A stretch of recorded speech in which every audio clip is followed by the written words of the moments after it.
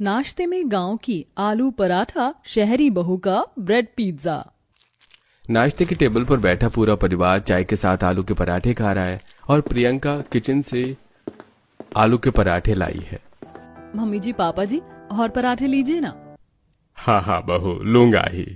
वाह बहू, कितने स्वादिष्ट पराठे बनाए हैं तूने।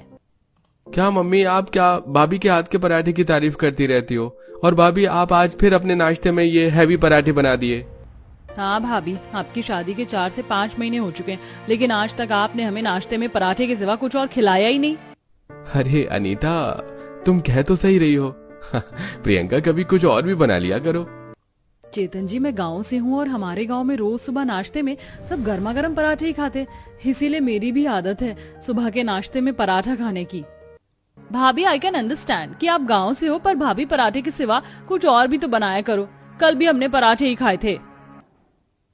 अरे तो कल मैंने पालक के पराठे बनाए थे और आज मैंने आलू के पराठे बनाए, ताकि आप सबको पराठों का अलग अलग स्वाद नाश्ते में मिलता रहे। स्वाद का तो पता नहीं भाभी, पर ये रोज रोज नाश्ते में पराठे खाकर मोटापा जरूर मिल जाएगा। अरे चुप करो, मेरी गांव की बहू ने इतने स्वादिष्ट गरम गरम पराठे बनाए हैं और तुम लोगों की तब से बहू के पराठे में कोई न कोई नुक्स निकालते जा रहे हो। चुपचाप से खा लो और अपने अपने काम पर निकल जाओ।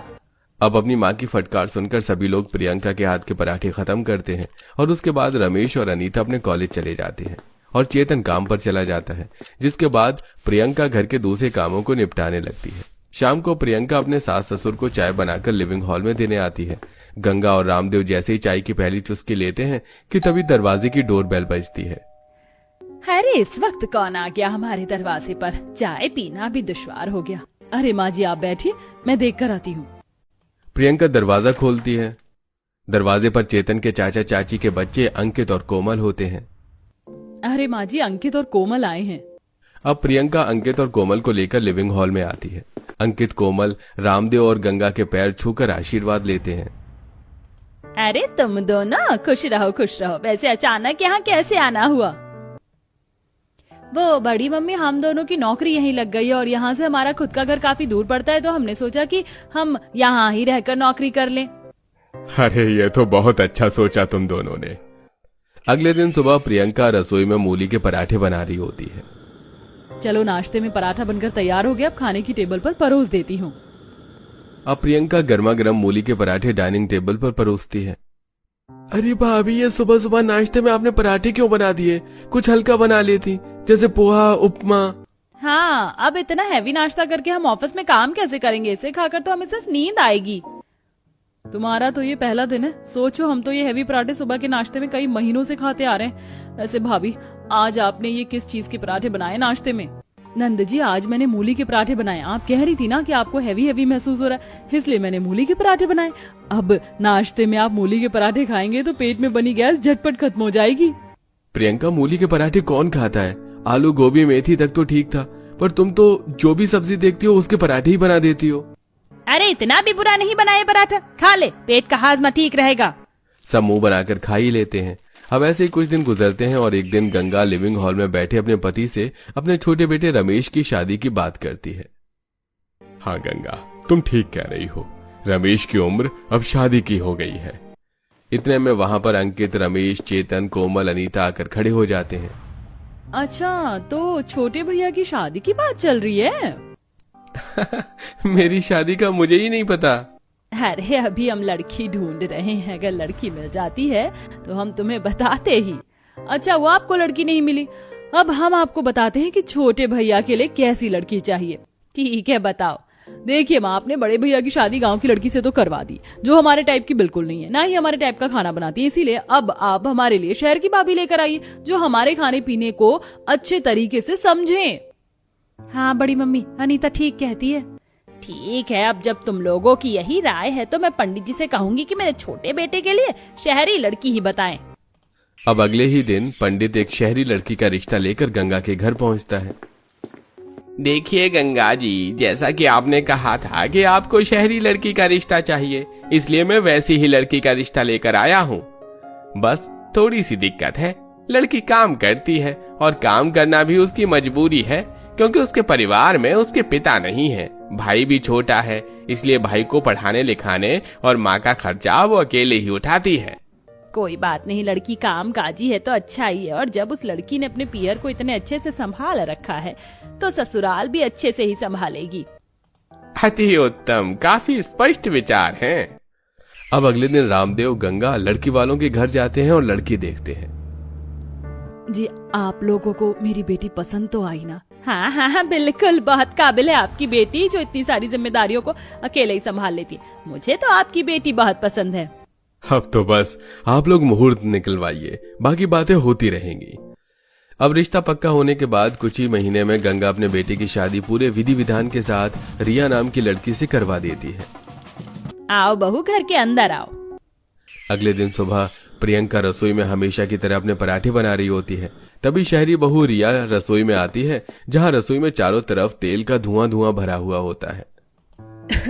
ओ माय गॉड, जेठानी जी आप ये क्या कर रही हैं? किचन में कितना धुआं भरा हुआ है। एटलीस्ट एग्जॉस्ट फैन या ये विंडो तो खोल लीजिए। और आप ये सुबह सुबह इतने हैवी आलू पराठे क्यों बना रही हैं? वैसे भी आज तो मेरी पहली रसोई है, खाना तो मुझे बनाना है। अरे देवरानी जी, मैं आपको कहाँ मना करी हूँ, आप बना लीजिए अपनी पहली रसोई का खाना। मेरे पराठे बन गए, मुझे सुबह के नाश्ते में पराठे ही खाने पसंद हैं। ठीक है, फिर भी अब मैं नाश्ते में कुछ हल्का बना लेती हूँ, लाइक ब्रेड पिज्जा, क्योंकि नाश्ता हल्का ही ठीक होता है। दूसरी तरफ डाइनिंग टेबल पर बैठा परिवार। आज तो शहरी भाभी के हाथ का नाश्ता मिलेगा। हाँ, मैं भी अपनी वाइफ के ब्रेकफास्ट का इंतजार कर रहा हूँ। वैसे खुशबू तो अच्छी आ रही है रसोई में। दूसरी तरफ रिया ब्रेड के स्लाइस पर टोमेटो, कैप्सिकम, अनियन, कॉर्न, चीज, बटर जैसी चीजों को डालकर माइक्रोवेव में रखकर ब्रेड पिज्जा बना रही होती है। कुछ देर बाद 8 से 10 ब्रेड पिज्जा बनकर तैयार हो जाते हैं और फिर अपनी जेठानी के साथ रिया भी डाइनिंग टेबल पर सबके लिए ब्रेड पिज्जा सर्व करती है। ब्रेड पिज्जा की खुशबू जैसे घर के सदस्यों के नाक में जाती है तो हो, क्या खुशबू आ रही है। अरे बहू, ये क्या बनाया है? खुशबू तो बहुत अच्छी आ रही है, पर समझ नहीं आ रहा है कि ये है क्या। पापा जी, मैंने ये ब्रेड पिज्जा बनाया है नाश्ते में, खाकर देखिए ना पापा जी, ये ज्यादा हैवी नहीं है। अच्छा, अगर ऐसा है तो फिर ये एक ब्रेड पिज्जा मेरे भी प्लेट में रख दो। देख रही हो बड़ी भाभी, इसे कहते हैं नाश्ता, जो टेस्टी भी है और हेल्दी भी। सभी लोग ब्रेड पिज्जा खाना शुरू करते हैं। अंकित एक बाइट लेकर कहता है, सच में भाभी, आपने तो नाश्ते में ये ब्रेड पिज्जा बहुत स्वादिष्ट बनाया है। मुझे तो इसका स्वाद कुछ समझ नहीं आ रहा। बड़ी बहू, तू तो मुझे अपने हाथ के पराठे ही खिला दे। जी माँ जी, ये लीजिए। अब कुछ लोग पराठे तो कुछ लोग ब्रेड पिज्जा खा रहे होते हैं। तभी रिया कहती है, वो माँ जी, मुझे कुछ कहना था। हाँ बहू बोलो। माँ जी, आज तो मेरी छुट्टी थी ऑफिस की, पर कल से मुझे ऑफिस ज्वाइन करना है। क्या ऑफिस? आप काम करेंगी तो मेरे साथ घर पर कौन रहेगा? फिर घर में भी इतने काम होते हैं। जेठानी जी, आप चिंता मत कीजिए, मैं सुबह का सारा काम निपटा दूंगी, आप बाकी टाइम का देख लीजिएगा। ठीक है। इसी तरह अगले दिन सुबह रिया के कमरे का अलार्म बजता है। अरे रिया, उठो, देखो तुम्हारा अलार्म कब से बज रहा है। हाँ, उठ गई बस। रिया नहा धोकर रसोई में आती है, जहां प्रियंका अपने गर्मा गर्म पराठों को रोटी केस में रख रही होती है। रिया कहती है, जेठानी जी आपने पराठे क्यों बनाए? मैं सुबह का नाश्ता बना तो रही थी। तब प्रियंका, अरे ये सब तो बस मैंने अपने लिए बनाए थे, तुम जानती हो ना मुझे पराठे बहुत पसंद है। ठीक है, वैसे मुझे भी बहुत लेट हो गया, एक काम करती हूँ, आज भी मैं नाश्ते में ब्रेड पिज्जा ही बना देती हूँ। अब रिया फटाफट ब्रेड के स्लाइस पर टोमेटो, कैप्सिकम, अनियन, कॉर्न, चीज, बटर जैसी चीजों को डालकर माइक्रोवेव में रखकर ब्रेड पिज्जा बनाती है और डाइनिंग टेबल पर सर्व करती है। अरे वाह रिया, आज फिर तुमने नाश्ते में ब्रेड पिज्जा बनाया है। सो यम्मी भाभी। चलो बहू, अब हमें भी अपने हाथ के पराठे और ब्रेड पिज्जा खिला दो। जी पापा जी। अब सभी नाश्ता करवा के रिया ऑफिस चली जाती है। वहीं प्रियंका गंदे कपड़ों को धोने में लग जाती है। कुछ देर बाद प्रियंका को सब्जी वाले की आवाज आती है। प्रियंका बालकनी में आकर घर के बाहर झांकती है। अरे इस पर तो ताजी ताजी सब्जियां मिल रही हैं, जाकर खरीद लेती हूँ। पराठे बनाने के लिए सब्जियां वैसे भी खत्म हो गई हैं। अब प्रियंका पैसे लेकर घर के बाहर आती है और आलू, पालक, मटर, गोभी खरीदती है। कितने रुपए हुए भैया? जी पूरे 300 रुपए हो गए हैं। ठीक है, ये लीजिए। दूसरी तरफ शाम को ऑफिस से घर लौटती रिया किराने की शॉप के बाहर खड़ी होकर, घर में ब्रेड, मक्खन, कॉर्न, चीज सब कुछ खत्म हो गया है। काम करती हूँ, यहीं से खरीद लेती हूँ। वैसे भी घर वालों को ब्रेड पिज्जा सुबह के नाश्ते में बहुत अच्छा लगा था, कल भी वही बना दूंगी। अब रिया सामान लेकर घर आती है। कुछ देर बाद सारा परिवार खाने की टेबल पर बैठता है, जहां रात के खाने में प्रियंका सबके लिए आलू भरी पूड़ियां, उसके साथ छोले की रसदार सब्जी डाइनिंग टेबल पर परोसती है। अरे वाह, क्या खुशबू आ रही है आलू की पूरियों से। हाँ सच में ये खुशबू तो अच्छी आ रही है। क्या भाभी, कम से कम आप तो ऐसा मत बोलिए। क्या हुआ अनीता? अरे क्या होगा भाभी, रात के खाने में इतना तेल कौन खाता है। नाश्ते से पीछा छूटा तो रात का खाना इन्होंने इतना हैवी बना दिया। अरे इतना भी हैवी नहीं है नंद जी, हमारे गांव में तो ऐसी आलू की पूरियां लोग एक साथ 10-10 खा लेते थे। बस करिए भाभी, आपकी तो गांव की कहानियां ही खत्म नहीं होती हैं। भूख लगी थी तो सबने मन मारकर प्रियंका का खाना ही खा लिया। इसी तरह अगले दिन सुबह रिया की आंख नहीं खुल पाती और वो जल्दबाजी में सुबह का नाश्ता तैयार करती है। नाश्ते में आज फिर ब्रेड पिज्जा ही होता है, लेकिन इस बार घर के लोग। अरे ये कैसा ब्रेड पिज्जा बनाया आज, सारी सब्जियां कच्ची हैं। हाँ भाभी, आज तो आपका नाश्ता बहुत खराब बना है। अरे पर मैंने तो इतनी मेहनत से बनाया है। अरे काम के चक्कर में तुम तो खाना पीना भी अच्छे से नहीं बना रही हो अब रिया। रिया को अपने पति की बात का बहुत बुरा लगता है, लेकिन वो बिना कुछ कहे कोट पैंट पहने ऑफिस चली जाती है। इसी तरह रात को जब प्रियंका खाने की टेबल पर गर्मा गर्म मटर की कचौड़ी, आलू की कचौड़ी, पूड़ी, सब्जी बनाकर डाइनिंग टेबल पर रखती है तो फिर घर के सदस्य। प्रियंका, इतना ऑयली खाना, कल ही तो समझाया था तुम्हें। भैया पता नहीं इन दोनों को क्या हो गया है। शुरू में तो रिया भी अच्छा नाश्ता बना रही थी, पर आज तो उसने भी बकवास नाश्ता बनाया था। तुम लोगों को बना बनाया मिल जाता है तो तुम बहुत कमियां निकालते हो। ला बहू, मुझे दे, मैं तो खा लूंगी जो बना है। हाँ बहू, मैं भी खा लूंगा। अब सबके खाने के बाद दोनों ही देवरानी जेठानी रसोई में बर्तन धो रही होती हैं। क्या हुआ देवरानी जी, इतनी तेजी से बर्तन क्यों पटक रही हो? तो और क्या करूं जेठानी जी, देखा नहीं आपने कैसे ये लोग हमारे खानों में कमियां निकाल रहे थे। अरे देवरानी जी, आपका तो ये पहली बार है, मेरे साथ तो ऐसी चीज काफी समय से होती आ रही है। जेठानी जी आपकी गलती है, आपको पहले दिन ही जवाब देना चाहिए था। आपने जवाब नहीं दिया, इसीलिए तो ये लोग इतना बोल पा रहे हैं। पर अब बस और नहीं, चलिए मेरे साथ बाहर आइए। प्रियंका रिया के साथ बाहर आती है, जहाँ सभी लोग हॉल में बैठे होते हैं। मेरी बात ध्यान से सुनिए, अंकित जी, कोमल, अनीता, रमेश और जेठ जी, आपको हमारे हाथ का खाना पसंद नहीं आता है ना? ठीक है, आज से हम आपके ही पसंद का खाना बनाएंगे, पर उस खाने को बनाने की सामग्री आप हमें बाहर से लाकर खुद दीजिएगा। हाँ हाँ ठीक है, इसमें कौन सी बड़ी बात है। हाँ मैं भी ले आऊंगा। हाँ मैं भी ला दूंगी। अगले दिन सुबह रिया अपने कमरे में 5 बजे अपने पति को उठाते हुए, अरे कैसे कुंभकर्ण की तरह सो रहे हो, जल्दी बताओ तुम्हें क्या खाना है और फिर उस खाने की सामग्री भी लेकर आओ। अरे पागल हो गई हो क्या, मैं सो रहा हूँ अभी। दूसरी तरफ बाथरूम में नहाते चेतन का दरवाजा पीटती प्रियंका। अरे नहाते ही रहोगे या अपनी फरमाइश का खाना बनाने का सामान भी ला कर दोगे? जल्दी करो, मुझे अपने लिए पराठे भी बनाने हैं। अरे तुम्हारा दिमाग खराब हो गया है प्रियंका, ये कैसी बातें कर रही हो। ठीक ही तो कह रही हूँ, कल तो बहुत आराम से कह रहे थे कि ला कर दूंगा, अब ला कर दो, जल्दी करो, नहीं तो पानी का कनेक्शन बंद कर दूंगी। अरे अरे नहीं रुको, मेरी आंखों में साबुन लगा है, अभी आता हूँ। कुछ देर बाद रिया, प्रियंका, अनीता और कोमल के हाथ से उनका फोन छीनकर, रील बाद में बनाना, पहले जाकर मार्केट से सामान लेकर आओ, तभी तो मैं तुम्हारी मनपसंद का नाश्ता बनाऊंगी। अब एक एक करके घर के सभी सदस्य मार्केट जाते हैं और अपनी अपनी पसंद का सामान लेकर आते हैं। अब लाए हुए सामान से दोनों ही देवरानी जेठानी सबकी पसंद का नाश्ता बनाकर डाइनिंग टेबल पर रखती हैं, जिसे खाकर, ये क्या है, अपनी सुबह की नींद खराब करके मैंने तुम्हें सामान ला कर दिया ताकि तुम अच्छा नाश्ता बनाओ, लेकिन तुमने तो बहुत ही बकवास डोसा बनाया है। अरे ये आपको बकवास कैसे लग रहा है? जो खाना आपने बोला था और जो सामान आपने ला कर दिया था वही हमने डालकर इसे बनाया है। और प्रियंका, तुमने तो मुझे ये पराठा ही बना दिया मिक्स वेज का, कुछ सैंडविच बना लेती, मैंने इतने फ्रेश वेजिटेबल्स लाकर दिए थे। सैंडविच ही बना रही थी, पर आप ब्रेड नहीं लाए तो मैंने पराठा बना दिया। मुझे ये टेस्टलेस लग रहा है। एक मिनट जेठ जी, सच कहूँ बात कड़वी है, पर सच यही है कि आप लोगों को हमारे हाथ का खाना पसंद नहीं आ रहा है, क्योंकि अब तो हमने आपकी पसंद का खाना आपके लाए हुए सामान से ही बनाया था।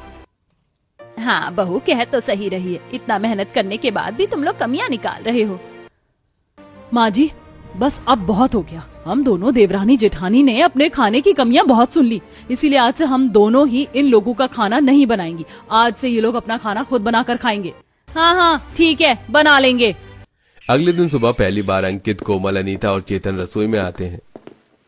अरे खाना बनाने के लिए रसोई में तो घुस गए, पर मुझे तो कुछ बनाना ही नहीं आता है। मुझे तो लेट हो रहा है, इसलिए मैं फ्रिज से ब्रेड और जैम निकाल कर ही खा रहा हूँ। मुझे भी कुछ बनाना नहीं आता, एक काम करती हूँ मैगी बना लेती हूँ। मेरे लिए भी बना लेना। अनीता जैसे ही मैगी बनाना शुरू करती है उसका हाथ जल जाता है। आहा, क्या आफत है, हाथ भी जल गया। अरे संभल के, वैसे खाना बनाना इतना भी आसान नहीं है।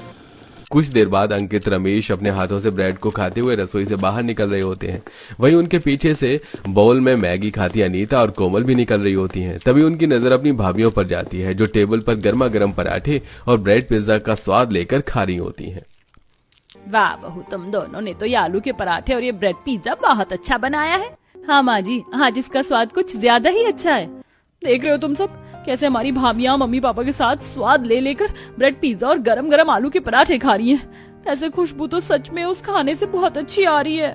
अरे रहने दो, ज्यादा मत बोलो, अगर उन्होंने सुन लिया तो हमारी बेइज्जती हो जाएगी। तभी प्रियंका कहती है, अच्छा तो आप लोगों ने खा लिया अपने मनपसंद का नाश्ता बनाकर? हाँ हाँ भाभी, खा लिया। आपको क्या लगता है आपके बिना हमारा गुजारा नहीं होगा? अब इसी तरह रात को अनीता फोन में देखकर खाना बनाने की कोशिश कर रही होती है। अनीता, कोमल, तुम लोगों से बन तो जाएगा ना? देखो मुझे बहुत तेज भूख लग रही है, सुबह भी कुछ अच्छा नहीं खाया था। अरे भैया बना तो रहे, एक तो आप हमारी हेल्प नहीं कर रहे हो, ऊपर से बकबक कर रहे हो। अरे खाना बनाना इतना आसान है क्या? हाँ सही कहा, वैसे आसान तो नहीं है। अब अनीता जैसे तैसे फोन में देखकर दाल बनाती है और फिर उस दाल में तड़का लगाने की कोशिश करती है। अनीता जैसे ही तड़का लगाती है पूरी कढ़ाई में आग लग जाती है। ये देख पांचों भाई बहन घबरा जाते हैं। वहीं कोमल को कुछ समझ नहीं आता और वो उस गरम गरम तड़के के तेल में पानी डाल देती है, जिससे उस गरम गरम तेल की छींटें छलक के अनीता के चेहरे पर आकर गिर जाती हैं। मम्मा, माँ, अनीता दीदी, दीदी आप ठीक हो? भाभी, रिया, मम्मी पापा जल्दी से रसोई में आओ। सब लोग भागकर रसोई में आते हैं। दोनों ही बहुएं अनीता को पकड़ के हॉल में लेकर आती हैं और उसके चेहरे पर मलहम लगाती हैं। अनीता तुम ठीक हो? हाँ भाभी ठीक हूँ। सॉरी भाभी, आज मुझे पता चला कि खाना बनाना कितना मुश्किल है। खाने में कमियां निकालना जितना आसान है, चूल्हे के पास खड़े होकर उस खाने को बनाना उतना ही मुश्किल। सही कहा, खाना बनाना इतना भी आसान नहीं है। अरे बहुत जल्दी हार मान लिया आप लोगों ने तो। बल्कि अभी तो आप लोग खाना सिर्फ अपने लिए, अपनी पसंद का बना रहे थे। फिर भी सोचिए हम पर क्या बीतती होगी जब हम लोग हर रोज आपके लिए मेहनत से, प्यार से नाश्ता और खाना बनाते थे और आप उस खाने में बिना कुछ सोचे समझे कमियां निकालते थे। आज तो आप लोगों को अच्छे से पता चल गया होगा कि खाना बनाना जितना मुश्किल है, कमियां निकालना उतना ही आसान। हम लोगों से गलती हो गई, हमें माफ कर दो। आज से आप दोनों जो भी बनाएंगे, जैसे भी बनाएंगे, हम खुशी से खाएंगे और कभी उस खाने में कमी नहीं निकालेंगे। अब प्रियंका और रिया सबको माफ कर देती है और उस दिन के बाद से प्रियंका और रिया कुछ भी बनाती थी तो अंकित, रमेश, चेतन, कोमल, अनीता सभी लोग उस खाने को प्यार से खाते थे। और साथ ही अब कभी कभी वो लोग प्रियंका और रिया की किचन में भी मदद करवाया करते थे।